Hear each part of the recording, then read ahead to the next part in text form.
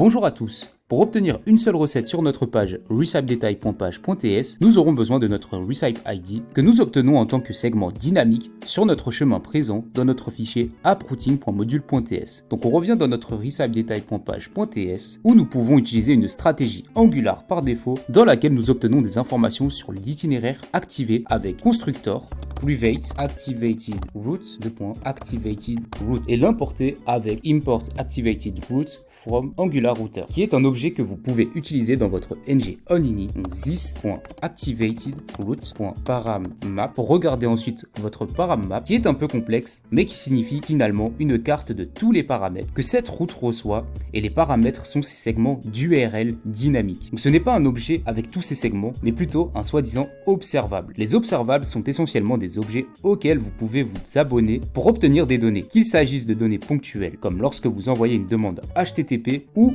plusieurs fois si vous vous abonnez à quelque chose qui émet de nouvelles données toutes les X secondes ou chaque fois qu'un utilisateur clique quelque part ou à quelque chose comme ça. Donc on ajoute subscribe. Cet observable émettra de nouvelles données chaque fois que nos segments dynamiques changent, même si nous sommes toujours sur la même page, mais cela change en quelque sorte parce que nous avons un bouton qui les modifie. Dans subscribe, nous transmettons une fonction qui sera exécutée lorsque nous recevrons de nouvelles données. Cette fonction obtiendra un objet parammap et il s'agit maintenant de l'objet où nous pouvons extraire nos paramètres. Donc tout d'abord, je peux vérifier si notre parammap n'a pas recipe ID en tant que paramètre en intégrant un if parammap as recipe ID. Donc cela devrait être le cas car nous l'avons défini ici dans le fichier approutingmodule.ts au niveau de notre path. Donc le but est de rediriger l'utilisateur afin de s'assurer qu'il quitte la page ici. Suite à cela, return. Ainsi, recipe ID peut être extrait du parammap en indiquant ci-dessous const recipe ID égale parammap.get de recipe ID. Et maintenant, on va extraire notre ID ici où nous pouvons utiliser le service pour le charger. Donc pour cela, nous devons injecter notre service de recette par le biais de notre constructor private recipes service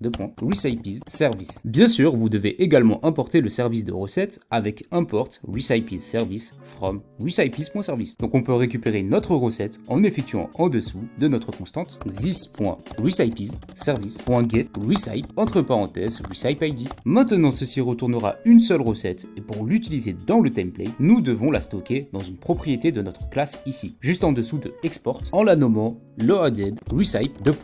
Ce qui permet de dire que ce sera une recette ou une valeur nulle, mais au départ, cela reste indéfini. Mais une fois que les données y sont contenues, elles doivent être de type recette. Donc, on va récupérer ici notre recette, donc this.loaded recipe égale this.recipes service.getRecipe de recipe ID afin d'accéder à notre recette. Et maintenant, dans notre fichier recipedetail.page.html, on souhaite exporter une image. Pour cela, on va indiquer dans le ion content img src égale loaded recipe.image url que l'on va envelopper dans un ion grid afin de contrôler la taille, mais aussi un ion row et l'incorporer dans un ion call. Suite à cela, on va faire un autre ion row et ion call et dans cette rangée, on va saisir un titre h1. À l'intérieur, on va indiquer une interpolation de chaîne loaded recipe.title. Donc on sauvegarde nos modifications et on va jeter un coup d'œil à notre fichier recipemodel.ts où nous avons nos ingrédients et il serait bien de les afficher aussi dans notre fichier HTML et dans une nouvelle rangée dans lequel nous allons mettre un ion list et à l'intérieur on va saisir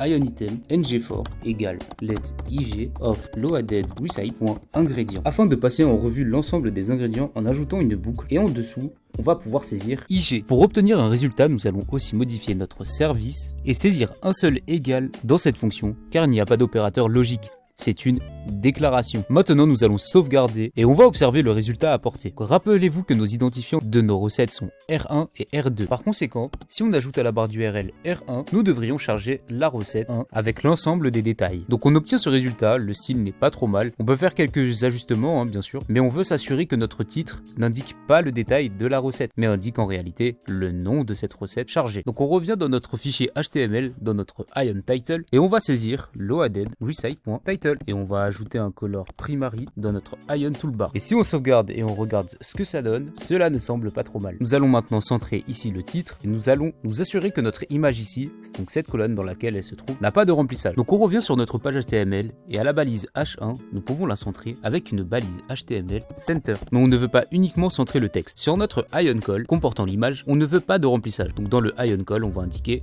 no padding et nous allons réduire la taille de l'image en saisissant style égale width px, 100px, ice, 100px. Donc on sauvegarde nos modifications apportées et on recharge notre page. On peut être satisfait de notre progression. Cependant, entrer l'URL à la main n'est pas vraiment ce que nous souhaitons. Alors comment pouvons-nous nous assurer que lorsque nous tapons sur cela, nous allons à la deuxième page? C'est ce que nous allons voir dans la prochaine vidéo.